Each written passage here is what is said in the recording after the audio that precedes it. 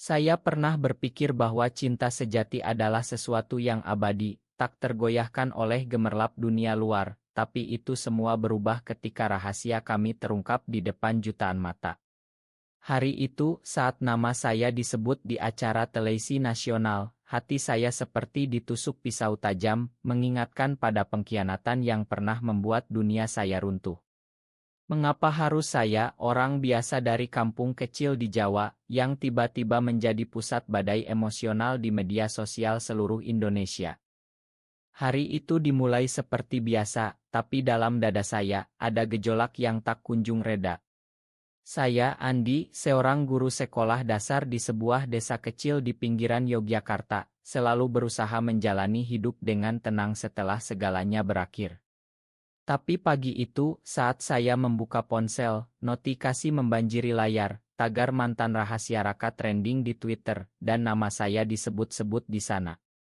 Jantung saya berdegup kencang, seolah masa lalu yang saya kubur dalam-dalam bangkit kembali. Mengapa sekarang? Mengapa setelah bertahun-tahun diam, Raka, bintang ilmu terkenal itu, memutuskan untuk membuka semuanya di acara talkshow malam sebelumnya? Saya ingat pertama kali bertemu Raka. Itu di Estial Seni di kampus Universitas Gadjah Mada, 6 tahun lalu. Saya mahasiswa semester akhir jurusan pendidikan, dia aktor pemula yang sedang naik daun di teater kampus. Matanya yang tajam, senyumnya yang hangat, membuat saya terpana. "Hai, nama saya Raka. Kamu suka seni juga," katanya saat itu, dan dari sana, percakapan kami mengalir seperti sungai di musim hujan. Dalam hati, saya bertanya-tanya, apakah ini awal dari sesuatu yang indah, atau justru bencana yang menyamar? Malam demi malam, kami bertemu diam-diam di warung kopi kecil di Malioboro. Raka bercerita tentang mimpi-mimpinya menjadi aktor besar, tentang keluarganya yang konservatif di Jakarta, dan bagaimana dia merasa terjebak dalam norma masyarakat Indonesia yang masih sulit menerima cinta seperti kami. "Andi, kamu membuat saya merasa bebas," katanya suatu malam, tangannya menyentuh tangan saya di bawah meja. Tapi di balik kata-kata itu, ada ketakutan yang saya rasakan dalam dirinya, ketakutan akan dunia yang akan menghakimi. Saya, yang tumbuh di keluarga sederhana, selalu percaya bahwa cinta tak mengenal batas, tapi Raka, dia berbeda. Ambisinya seperti api yang membara, dan saya takut suatu hari api itu akan membakar kami berdua. Waktu berlalu, hubungan kami semakin dalam. Kami berbagi mimpi, tawa, dan air mata. Saya ingat saat kami pergi ke pantai Parangtritis di malam hari, angin laut menyapu wajah kami. "Janji ya, Andi, kita akan bersama selamanya," bisiknya. Tapi dalam hati saya, ada keraguan kecil, apakah Raka siap menghadapi dunia nyata? Di Indonesia, di mana tradisi dan agama begitu kuat, cinta kami seperti api unggun di tengah hutan gelap, hangat, tapi mudah dipadamkan oleh angin kencang. Saya mencoba meyakinkan diri bahwa kami kuat, tapi semakin sering Raka mendapat tawaran peran di ilmu, semakin jauh dia terasa. Suatu hari, telepon dari Raka datang saat saya sedang mengajar. Suaranya gemetar. "Andi, saya dapat peran utama di ilmu besar. Tapi, produser bilang saya harus jaga image." Kata-katanya seperti petir di siang bolong. Image. Apa artinya itu bagi kami? Malam itu, kami bertengkar hebat di apartemen kecilnya. "Kamu mau saya sembunyikan selamanya?" "Seperti rahasia kotor," tanya saya, air mata mengalir. Raka memeluk saya, tapi pelukannya terasa dingin. "Ini sementara, Andi. Demi masa depan kita." Tapi dalam dada saya, ada suara yang berbisik, ini awal dari akhir. Beberapa bulan kemudian, Raka semakin sibuk. Panggilan kami jarang, pertemuan kami seperti mimpi buruk yang terselip di antara jadwal syutingnya. Saya merasa seperti bayangan di hidupnya, tak terlihat tapi selalu ada. "Mengapa kamu tak pernah bilang ke siapapun tentang kita?" tanya saya suatu malam. Jawabannya menyakitkan, "Indonesia belum siap, Andi. Kalau ketahuan, karir saya hancur." Hati saya hancur mendengar itu. Apakah cinta kami kurang berharga dari sorotan lampu panggung? Akhirnya, pengkhianatan itu datang. Saya mendapat pesan dari teman, Oto Raka dengan seorang wanita, digosipkan sebagai pacar barunya. Dunia saya gelap. Saya hubungi dia, tapi jawabannya dingin, ini bagian dari promosi ilm, Andi. Kamu harus mengerti. Mengerti. Bagaimana saya bisa mengerti saat hati saya seperti diremuk? Malam itu, saya menangis sendirian di kamar, mempertanyakan segalanya. Apakah saya hanya alat bagi ambisinya? Putus asa, saya putuskan untuk pergi. Selamat tinggal, Raka. Semoga kamu bahagia dengan duniamu yang sempurna, pesan terakhir saya. Dia tak menjawab. Tahun-tahun berikutnya, saya bangun kembali hidup saya di desa, mengajar anak-anak, mencoba melupakan. Tapi setiap kali melihat poster Ilm Raka di jalan, hati saya sakit. Mengapa dia memilih pengkhianatan daripada kami? Kembali ke hari ini, saat tagar itu meledak, saya duduk di depan, menonton ulang acara malam sebelumnya. Raka dengan mata berkaca-kaca, berkata, ada seseorang di masa lalu yang sangat saya cintai, tapi saya khianati demi karir. Andi, maafkan saya. Nama saya disebut dan dunia maya geger. Komentar membanjiri, dukungan, hujatan, pertanyaan. Hati saya campur aduk marah, sedih, dan rindu. Saya tutup ponsel, berbaring di tempat tidur. Mengapa sekarang, Raka? Apakah ini penebusan atau hanya trik publisitas? Dalam hati, saya bergulat, makan atau lupakan. Masa lalu kembali menghantui dan saya tahu badai ini baru mulai. Badai emosional semakin kencang menyapu hati saya pagi itu. Setelah acara televisi malam sebelumnya, ponsel saya tak henti berdering, teman, keluarga, bahkan wartawan. Andi, benar kamu mantan Raka? Tanya seorang teman lama. Saya diam, tapi dalam dada ada jeritan yang tak terucap. Mengapa Raka membuka semuanya sekarang setelah bertahun-tahun diam? Apakah ini cara dia menebus dosa atau justru menyakiti saya lagi? Saya ingat masa-masa indah kami sebelum semuanya runtuh. Setelah pertemuan pertama di Estial, kami sering bertemu di taman kampus. Raka suka bercerita tentang ilmu-ilmu Indonesia klasik, matanya berbinar saat membahas akting. Andi, suatu hari saya mau main di ilmu seperti Habibie Ainun, tapi dengan cerita kita sendiri, katanya. Saya tersenyum, tapi dalam hati, saya takut cerita kita tak akan pernah diterima seperti itu di negeri ini. Hubungan kami berkembang pelan tapi dalam. Kami berbagi rahasia yang tak pernah diceritakan ke orang lain. Raka bilang keluarganya ketat, ayahnya seorang pejabat di Jakarta yang mengharapkan anaknya normal. Mereka tak akan paham, Andi. Tapi denganmu, saya merasa utuh. Kata-katanya menyentuh, tapi semakin sering saya merasa seperti beban. Saat kami jalan-jalan di Borobudur, tangan kami saling genggam diam-diam, saya berpikir, apakah ini cukup? Atau saya harus menuntut lebih? Konflik pertama muncul saat Raka mendapat peran kecil di sinetron. Dia semakin jarang pulang ke Yogyakarta. Syuting di Jakarta, Andi. Sabar ya, katanya lewat telepon. Saya sabar, tapi kesepian menyiksa. Malam-malam sendirian, saya bertanya pada diri sendiri, apakah cinta ini layak diperjuangkan? Raka bilang iya, tapi tindakannya berkata lain. Suatu akhir pekan, dia datang ke Yogyakarta. Kami bertemu di sebuah kai kecil. Andi, saya rindu kamu, katanya, memeluk saya erat. Tapi di matanya ada kegelisahan. Malam itu, kami bicara panjang. Karir saya mulai naik. Tapi kalau ketahuan tentang kita, ujarnya. Saya marah, jadi kamu malu sama saya. Pertengkaran itu membuat kami semakin dekat, tapi juga meninggalkan luka. Waktu berlalu, Raka semakin terkenal. Ilmu pertamanya sukses, dan dia mulai muncul di majalah. Saya bangga, tapi cemburu. Kamu bahagia kan, Andi? Tanyanya. Saya jawab ya, tapi dalam hati, tidak. Saya merasa hilang di bayangannya. Pengkhianatan semakin dekat. Saat dia dapat peran utama, agennya menyarankan pacar palsu untuk promosi. Ini bisnis, Andi. Bukan sungguhan, katanya.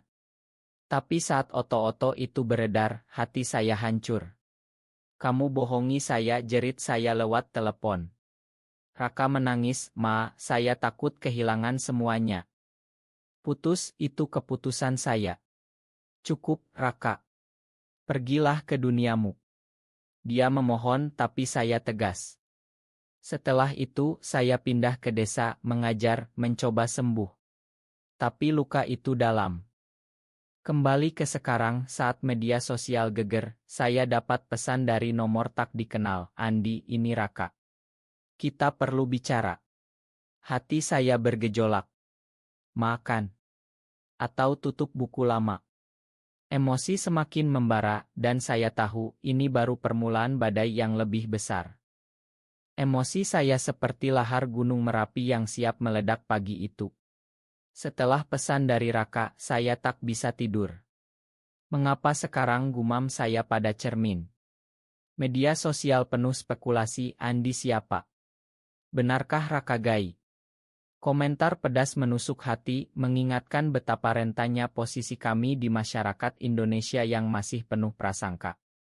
Saya ingat puncak kebahagiaan kami sebelum badai. Setelah pertengkaran pertama, Raka ajak saya ke Bali untuk liburan rahasia. Di pantai Kuta, di bawah matahari terbenam, kami berjanji setia. Andi, kamu satu-satunya, bisiknya. Tapi di balik keindahan itu ada bayang-bayang, teman Raka yang mulai curiga. Hati-hati, bro. Image lo penting, kata salah satunya. Kembali ke Yogyakarta, konflik semakin dalam. Raka sering batal janji karena syuting. Ma, Andi. Besok ya. Saya mulai ragu apakah saya prioritas. Dalam hati, saya bergulat, cinta atau ego. Pengkhianatan klimaks saat launching ilmnya. Saya datang diam-diam, tapi melihat dia berpelukan dengan pacar palsunya di depan kamera. Hati saya remuk. Pulang saya konfrontasi, kamu pilih karir atau saya? Jawabannya menyakitkan, saya butuh ini, Andi. Paham dong. Malam itu pertengkaran hebat. Kamu khianati saya, jerit saya. Raka menangis, ini sementara. Tapi saya tahu itu akhir. Setelah putus, saya jatuh ke lubang hitam. Depresi menyergap, saya tak bisa mengajar dengan baik. Keluarga curiga, tapi saya diam. Mengapa Tuhan beri cobaan ini, tanya saya pada diri sendiri. Raka naik daun, ilmu-ilmunya laris. Saya lihat dari jauh, hati pedih. Mengapa dia tak pernah hubungi? Sekarang dengan pengakuan di dunia berubah. Wartawan datang ke desa, keluarga syok. Ibu menangis, Andi benar. Saya angguk, air mata jatuh. Pesan Raka lagi, temui saya di Jakarta. Hati saya terbelah, pergi atau tidak. Emosi semakin liar, seperti ombak Samudra Hindia yang mengamuk. Saya tahu keputusan ini akan mengubah segalanya. Rasa sakit seperti racun yang merayap di ena saya, semakin kuat setiap detik. Setelah memutuskan pergi ke Jakarta, perjalanan kereta terasa seperti siksaan abadi. Mengapa saya lakukan ini, tanya saya pada bayangan di jendela. Media sosial semakin gila, dukungan dari komunitas hujatan dari yang konservatif. Nama saya jadi simbol perjuangan, tapi saya hanya ingin damai. Ingatan kembali ke masa pasca putus. Saya isolasi diri di desa, mengajar jadi pelarian. Malam-malam, saya menangis mengingat Raka. Mengapa kamu khianati saya, gumam saya. Teman bilang moe on, tapi hati tak mau. Raka di sisi lain semakin bersinar. Wawancara dia penuh senyum palsu. Saya tahu di balik itu ada penyesalan. Kedatangan di Jakarta, kota yang penuh kenangan. Raka tunggu di KM mewah. Matanya merah, Andi, terima kasih datang. Kami bicara, air mata mengalir. Saya salah. Pengkhianatan itu hancurkan saya juga, katanya. Tapi kepercayaan rusak. Mengapa sekarang? Publisitas, tanya saya. Dia geleng, saya lelah sembunyi. Saya ingin tebus dosa. Malam itu emosi meledak. Kami bertengkar lagi, tapi ada kehangatan lama. Saya masih cinta kamu, bisiknya. Hati saya goyah. Kembali ke desa, saya bergulat inner conflict. Makan. Atau tutup. Keluarga dukung, ikuti hati, Andi. Media semakin heboh, ancaman datang. Saya takut, tapi juga kuat. Emosi ini seperti badai tropis, semakin mengganas. Gelombang emosi seperti tsunami menghantam jiwa saya, tak ada ampun. Setelah pertemuan di Jakarta, Raka ajak saya ke acara Oloupdit. Ini kesempatan kita cerita benar, katanya. Saya ragu, tapi setuju, mungkin ini penebusan. Di studio, lampu sorot menyilaukan. Host tanya, Andi, bagaimana rasanya dikhianati? Air mata saya jatuh, sakit, tapi cinta itu rumit. Raka pegang tangan saya khianati dia demi karir, tapi sekarang saya siap hadapi dunia. Studio hening, lalu tepuk tangan. Media sosial meledak, supportan di Raka trending. Dukungan banjir, tapi juga hujatan. Keluarga Raka marah, ancam putus hubungan. Malam itu, di hotel, kami bicara hati ke hati. Makan saya, Andi. Saya peluk dia, saya juga salah, terlalu menuntut. Tapi konflik baru, agen Raka bilang karirnya terancam. Pilih Raka, karir atau saya, tanya saya lagi. Dia pilih saya. Cukup sembunyi. Tapi pengkhianatan masa lalu menghantui. Saya bertanya, bisakah kita mulai lagi? Emosi semakin dalam, seperti jurang di hutan Kalimantan. Saya tahu ujian terbesar datang. Ledakan emosi mencapai puncak, seperti letusan gunung berapi yang membakar segalanya. Setelah acara kedua, dunia kami berubah. Raka kehilangan beberapa kontrak, tapi dapat dukungan dari komunitas. Ini harga kebebasan, katanya. Kami putuskan bersama lagi pelan-pelan. Di Yogyakarta, kami bangun hidup baru. Raka kurangi syuting, fokus pada proyek yang mendukung. Tapi ujian datang, mantan pacar palsu Raka bocorkan rahasia lama, ciptakan skandal. Media geger lagi. Pengkhianatan ganda, jerit headline. Saya hancur, mengapa lagi, Raka? Dia jelaskan, itu masa lalu. Kami bertengkar hebat, hampir putus. Dalam kesendirian, saya renung, cinta butuh pengampunan. Saya makan, kata saya akhirnya. Keluarga kami pelan-pelan terima. Di akhir, kami berdiri bersama, simbol harapan. Cinta menang, bisik Raka. Hidup tak sempurna, tapi personel. Emosi yang membara kini jadi api hangat, menerangi jalan kami di Indonesia yang berubah.